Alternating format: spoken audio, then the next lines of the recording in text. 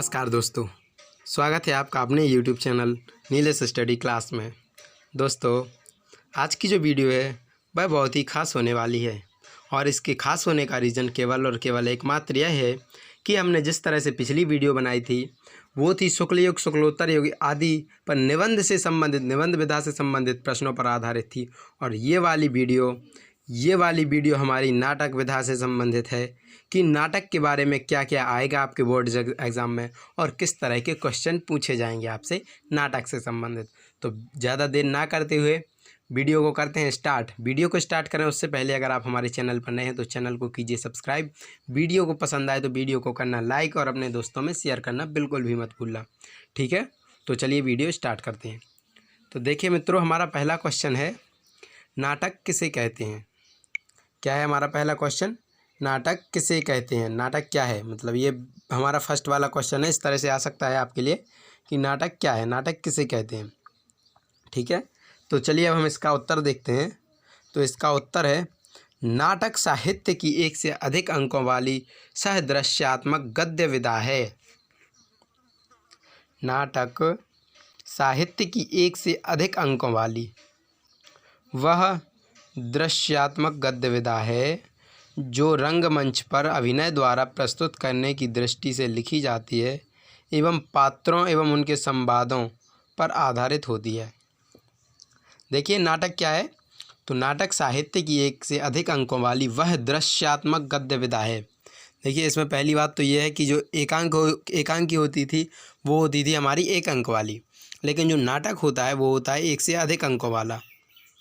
तो ये पॉइंट आपको याद रखना है। नाटक साहित्य की एक से अधिक अंकों वाली वह दृश्यात्मक का मतलब क्या होता है? दृश्यात्मक का मतलब होता है जो हमें दिखाई देता है। तो दृश्यात्मक गद्य विधा है जो रंगमंच पर अभिनय द्वारा प्रस्तुत करने की दृष्टि से लिखी जाती है। अर्थात जो जब नाटक साहित्य लिखा जाता है तो नाटक इस दृष्टि से लिखा जाता है कि अगर कोई व्यक्ति उसके द्वारा उसको पढ़ के अभिनय करना चाहे तो वो उसका अभिनय कर सकता है। यानी जो रंगमंच होता है, यानी जो मंच पर प्रदर्शन होता है जो नाटक का, वो मंच पर प्रदर्शन वो नाटक द्वारा किया जा सकता है। इसी बात को ध्यान में रखकर जो नाटक साहित्य में जो लिखे जाते हैं लेख, वो इसी बात को ध्यान में रखकर लिखे जाते हैं कि अगर कोई उस पर अभिनय करना चाहे तो वो उस पर अभिनय कर सकता है। एवं पात्रों एवं उनके संवादों पर आधारित होता है। तो जो पात्र होते हैं उसके और उनके संवाद की, किस पात्र को कौन सी बात बोलनी है, क्या उसका संवाद होगा, तो इत्यादि को ध्यान में रखकर इनके आधार पर लिखी जाती है ये जो नाटक की नाट्य साहित्य गद्य विधा है, ठीक है।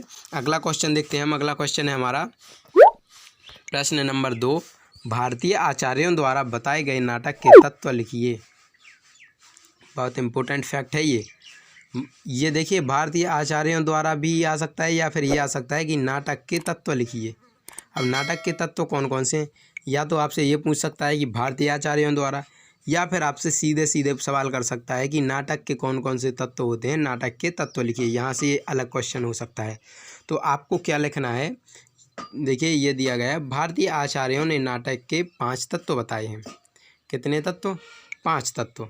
अब ये हो सकता है आप यहाँ से कह सकते हैं नाटक के 5 तत्व होते हैं, लेकिन अगर भारतीय आचार्यों द्वारा पूछा गया है तो आपको यही लिखना होगा कि भारतीय आचार्यों ने नाटक के 5 तत्व बताए हैं। अब कौन कौन से 5 तत्व हैं नाटक के? तो देखिए फर्स्ट है हमारा कथावस्तु।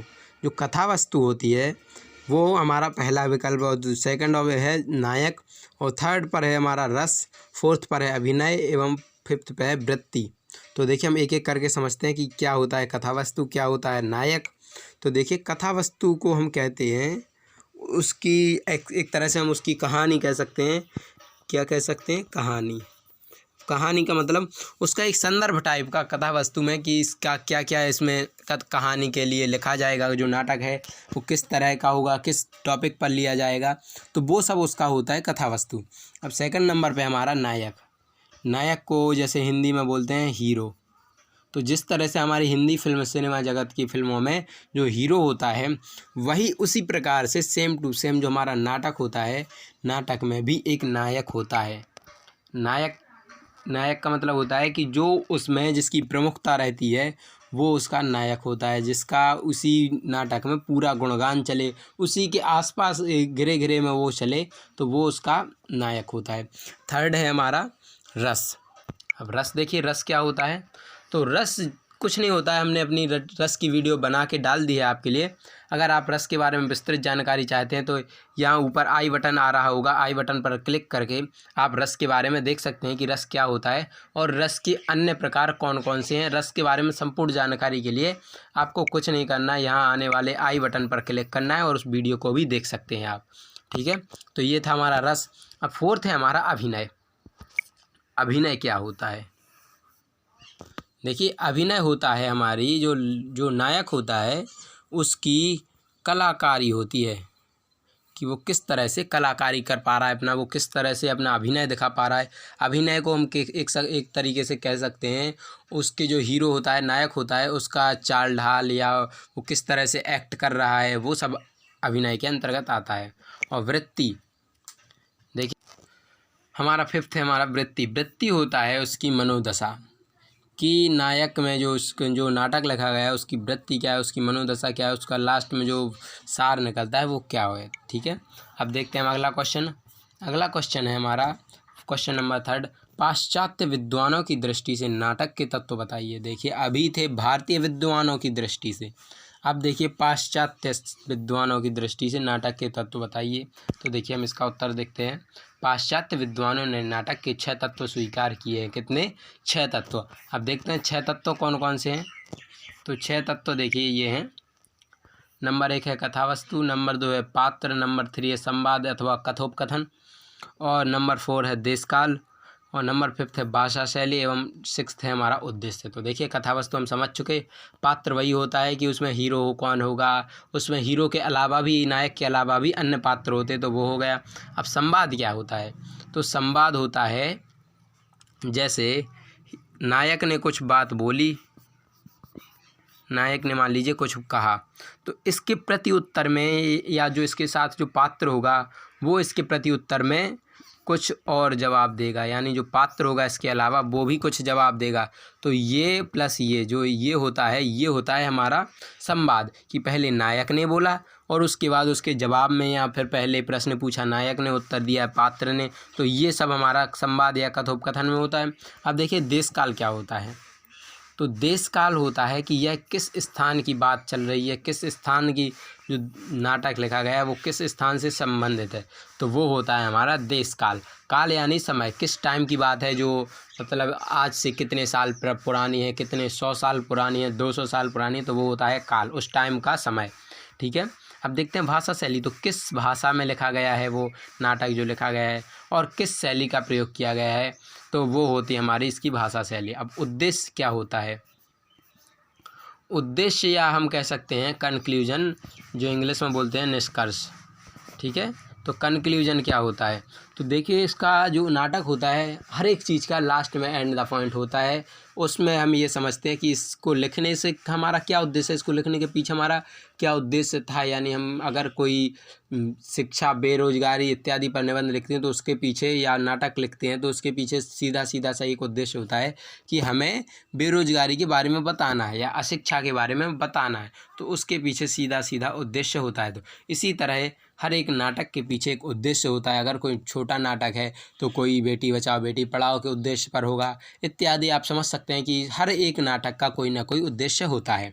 ठीक है, अगला प्रश्न देखिए, यहाँ अगला प्रश्न हमारा है भारतेंदु हरिश्चंद्र के 4 नाटकों के नाम लिखिए। तो भारतेंदु हरिश्चंद्र जी हैं, अब इनके जो 4 नाटक पूछे जा रहे हैं तो वो 4 नाटक कौन कौन से हैं? तो फर्स्ट है हमारा भारत दुर्दशा, सेकंड है हमारा सत्य हरिश्चंद्र, थर्ड है हमारा अंधेर नगरी, और फोर्थ है हमारा वैदिकी हिंसा हिंसा ना भवति। तो देखिए ये क्वेश्चन है आपसे, ये पहला प्रश्न आपसे 3-4 तरह से घुमा फिरा के पूछा जा सकता है। अब देखिए घुमा फिरा के किस तरह से पूछा जा सकता है, ऐसा पूछ सकते हैं। एक तो ये हो गया कि भारतेंदु हरिश्चंद्र के 4 नाटक लिखे, तो चारों के चारों ये हो गए। लेकिन एक ये पूछ सकते हैं कि भारत दुर्दशा किस विधा की रचना है, तो आपको नाटक लिखना है, या फिर सत्य हरिश्चंद्र किस विधा की रचना है तो नाटक लिखना है, या फिर ये वाला भी नाटक विधा और ये वाली भी नाटक विधा, तो ये सब नाटक विधा के हैं। या फिर ये पूछ सकते हैं कि सत्य हरिश्चंद्र जो है वो किसके द्वारा लिखा गया है, यानी किसकी रचना है या किस विधा से संबंधित है, तो वो आ जाएगा भारतेंदु हरिश्चंद्र। ठीक है, तो इस तरह से पूछ सकते हैं। अगला प्रश्न देखते हैं हम, पाँचवा प्रश्न। पाँचवा क्या है? पाँचवा प्रश्न है, भारतेंदु के पश्चात नाटक के क्षेत्र में सर्वाधिक योगदान किसका रहा? ये फर्स्ट थे भारतेंदु, इनके बाद किसका नाटक के क्षेत्र में सबसे अधिक योगदान रहा है? तो उसका उत्तर देखते हैं हम। तो देखिए, भारतेंदु के पश्चात नाटक के क्षेत्र में सर्वाधिक योगदान जयशंकर प्रसाद का रहा, यानी फर्स्ट नंबर पर नाटक सबसे ज़्यादा अधिक लिखे किसने? भारतेंदु जी ने। किसने? भारतेंदु हरिश्चंद्र ने। ठीक है, उनके बाद आए हमारे ये जयशंकर प्रसाद जी। ठीक है मित्रों, अगर आपने हमारे चैनल को सब्सक्राइब नहीं किया तो चैनल को यहाँ से सब्सक्राइब कर सकते हैं आप डायरेक्ट। जो आप सर्च बॉक्स में जाइए, वहाँ पर लिखिए नीलेश स्टडी क्लास, उसके बाद आएगा फर्स्ट नंबर पर ही आ जाएगा नीलेश स्टडी क्लास। तो आप उस पर सब्सक्राइब करके आप बेल आइकन प्रेस कर लीजिए, ताकि आपको अधिक से अधिक इसी प्रकार की शिक्षाप्रद वीडियो मिलती रहे। ठीक है, चलिए अब हम अगले प्रश्न की ओर चलते हैं। तो हमारा प्रश्न अगला है प्रश्न नंबर 6।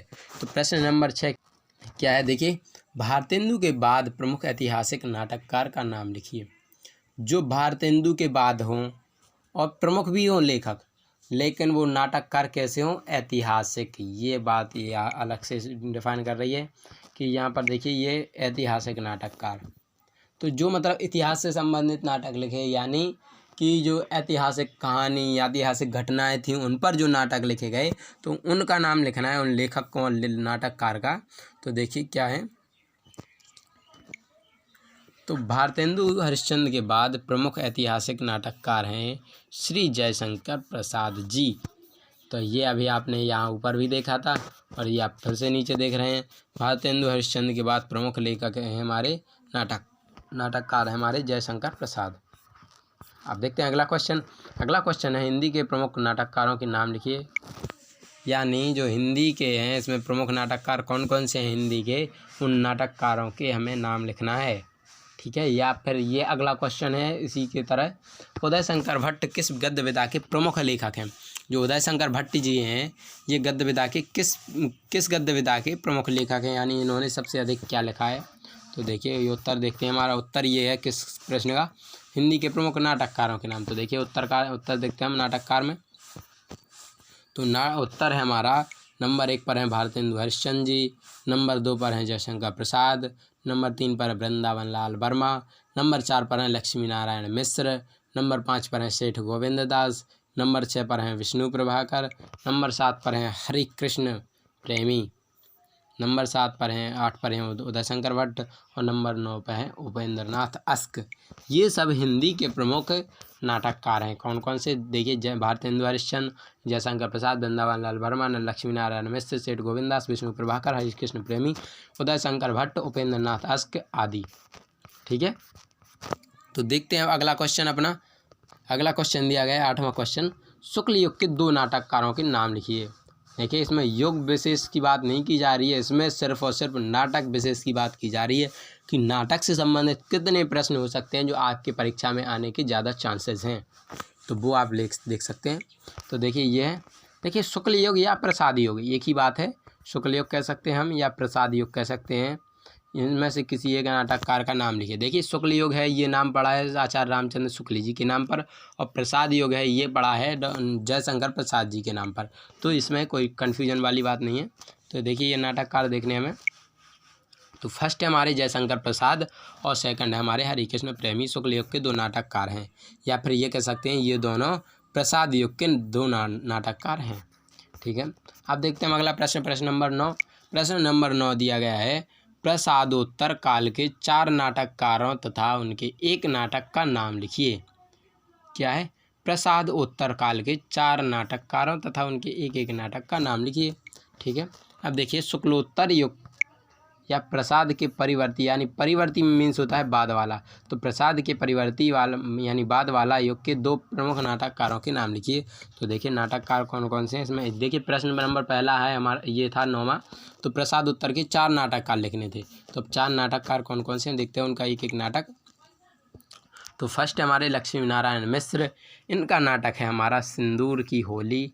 नंबर 2 है हमारे विष्णु प्रभाकर, इनकी है ये नाटक है टूटते परिवेश, ये है इनका नाटक। यहाँ पर डैश लगाना भूल गए थे। अब थर्ड नंबर पे है ये धर्मवीर भारती हैं अंधा युग। फोर्थ नंबर पे हमारे मोहन राकेश, ये हैं लहरों के राजहंस। यानी जो आगे दिए गए हैं ये लेखकों के नाम हैं, यहाँ से ये और यहाँ से ये हैं लेखकों के नाम, और ये बाकी के इस तरफ वाले ये हैं हमारे इसके जो नाटक हैं उनके वो नाटक। अब देखते हैं हम अगला प्रश्न नंबर 10। प्रश्न नंबर 10 है शुक्ल युग के सुप्रसिद्ध नाटककार का नाम लिखिए जो अपने युग के सुप्रतिष्ठित कहानीकारों के होने के साथ श्रेष्ठ कवि भी हैं। यानी जो शुक्ल युग के जो प्रसिद्ध नाटककार हैं उनमें से एक ऐसा नाटककार है जो अपने युग का सुप्रतिष्ठित कहानीकार भी था और उसके साथ साथ एक श्रेष्ठ कवि भी था। तो उस लेखक का नाम देखते हैं। तो देखिए ये हैं जयशंकर प्रसाद जी शुक्ल युग के सुप्रसिद्ध नाटककार हैं जो सुप्रतिष्ठित कहानीकार और श्रेष्ठ कवि भी हैं। यानी जयशंकर प्रसाद जी क्या थे? जयशंकर प्रसाद जी हमारे यहाँ पर 3 विधाएं निकल के आ रही हैं। तो जयशंकर प्रसाद जी क्या थे? एक तो थे नाटककार, उसके बाद थे प्रतिष्ठित कहानीकार और एक श्रेष्ठ कवि भी थे। तो यानी ये तीनों के तीनों जयशंकर प्रसाद जी थे। तो आपको कंफ्यूज नहीं होना है, जयशंकर प्रसाद जी ही हैं जो सुप्रसिद्ध नाटककार होने के साथ साथ कहानीकार और श्रेष्ठ कवि भी हैं।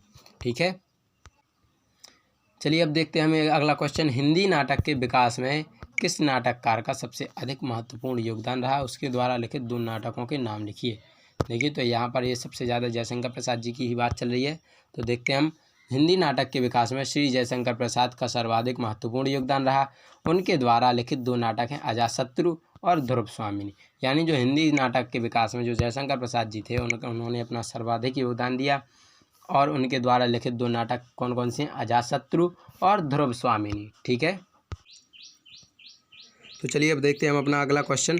अगला क्वेश्चन क्या है हमारा? भारतेंदु हरिश्चंद्र के नाटक किन विषयों पर आधारित हैं? तो देखिए भारतेंदु हरिश्चंद्र के नाटक राष्ट्र प्रेम, राजनीति, समाज सुधार और प्रेम आदि विषयों पर आधारित हैं। इनके नाटकों में प्रेम तत्व की प्रमुखता है। ठीक है, अब अगला क्वेश्चन देखते हैं। अगला क्वेश्चन है जयशंकर प्रसाद के नाटकों के क्या विषय हैं? यानी जो जयशंकर प्रसाद जी थे उनके नाटक के कौन कौन से विषय थे, उन्होंने नाटक अपने किस किस विषयों पर लिखे हैं? तो देखिए इनके विषय थे प्राचीन भारतीय इतिहास और संस्कृति का समन्वय, देश प्रेम, आधुनिक युग की जो समस्याएं थी उन पर लिखा इन्होंने नाटक, मानव मन का अंतर्द्वंद्व आदि जयशंकर प्रसाद के नाटकों के प्रमुख विषय हैं। ठीक है, तो ये थे हमारे जयशंकर प्रसाद जी के नाटक के विषय। अब देखते हैं हम अगला प्रश्न अपना। अगला प्रश्न है हमारा छायावादी युग के 2 नाटककारों के नाम लिखिए। ठीक है, छायावादी युग कौन कौन से नाटककार थे? तो देखिए फर्स्ट है हमारे जयशंकर प्रसाद और सेकंड है हमारे राम कुमार वर्मा जी। डॉक्टर राम कुमार वर्मा जी ये एकांकीकार भी हैं नाटककार होने के साथ साथ। तो दोनों नाटककार आ गए। अब देखते हैं अगला प्रश्न। अगला प्रश्न है हमारा जयशंकर प्रसाद के 2 ऐतिहासिक नाटकों के नाम लिखिए जो इतिहास से संबंधित नाटक हों। या फिर ऐसा पूछ सकते हैं कि जयशंकर प्रसाद के किन्हीं 2 नाटकों का नाम लिखिए, या इस तरह से आ सकता है जयशंकर प्रसाद के नाटक का नाम लिखिए। तो इसका उत्तर देखिए, उत्तर है चंद्रगुप्त और स्कंदगुप्त। जयशंकर प्रसाद के 2 ऐतिहासिक नाटक हैं। नाटक तो हैं लेकिन साथ में ये ऐतिहासिक भी है, क्योंकि चंद्रगुप्त के बारे में ये नाटक लिखा गया है वो चंद्रगुप्त नाटक है। जो स्कंदगुप्त राजा हुए थे उनके बारे में जो नाटक लिखा गया है वो स्कंदगुप्त है।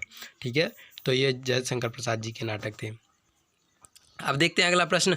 अगला प्रश्न है जयशंकर प्रसाद के बाद नाटककारों के नाम लिखिए। यानी उनके बाद वाले जो नाटककार थे उनके कौन कौन से नाटक, मतलब उनका नाम बताना है हमें नाटककारों का।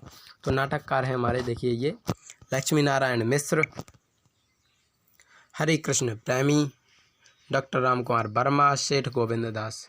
ठीक है, देखिए आगे देखते हैं हम।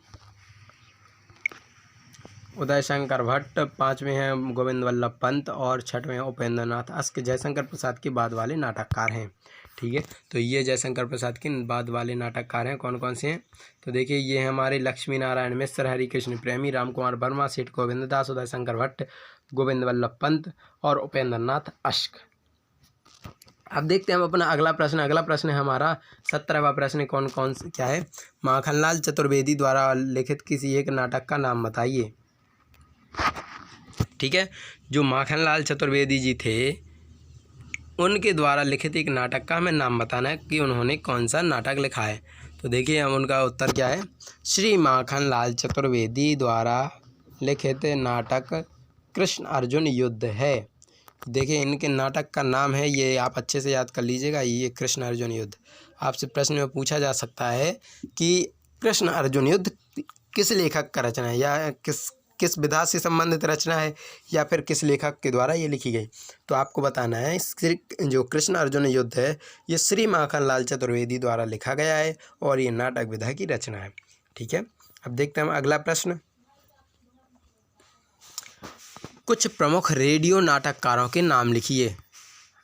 क्या रेडियो नाटककारों के नाम लिखना है। तो देखिए हमारे फर्स्ट है रेडियो नाटककार श्री सुमित्रानंदन पंत जी, सेकंड है हमारे श्री उदय शंकर भट्ट जी, थर्ड है हमारे श्री विष्णु प्रभाकर जी, और फोर्थ है हमारे श्री अमृत लाल नागर, ये फिफ्थ है हमारे श्री उपेंद्र नाथ अश्क जी, और सिक्स्थ है हमारे श्री सत्येंद्र शरत। ये आदि प्रसिद्ध रेडियो नाटककार हैं। ठीक है, ये रेडियो नाटककार हैं, मतलब इन्होंने जो नाटक लिखे गए हैं वो रेडियो पर प्रसारित हुए हैं।